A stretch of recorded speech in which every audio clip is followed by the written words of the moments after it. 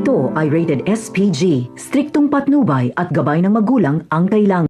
Sa pagkakakulong nila Supremo ay ito ang magiging daan para makalabas sila Tanggol.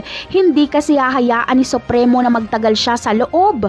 Kailangan niyang mabawi si Amanda sa lalong madaling panahon dahil alam niyang pahihirapan ito ni Augustus. Kaya agad na plaplanuhin nila Supremo ang pagtakas.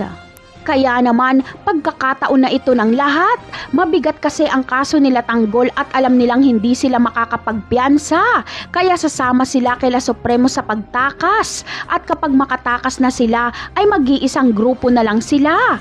Ang laban nila Supremo ay laban din nila Tanggol. At ang laban nila Tanggol ay laban din nila Supremo.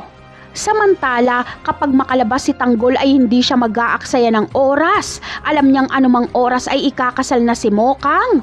Kaya gagawin niya ang lahat para pigilan ito. Pupunta siya sa kasal at ipapatigil niya ito. Kapag hindi itigil ay magkakagulo. Si Ramon ang pupuntiryahin ni Tanggol. Sa tingin nyo, itutuloy pa kaya ni Mokang at Ramon ang kanilang kasal kapag biglang sumulpot si Tanggol?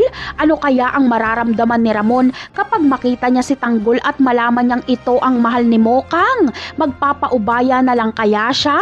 Yan ang aabangan natin sa mga susunod na episode ng Batang Quiapo. Paalam!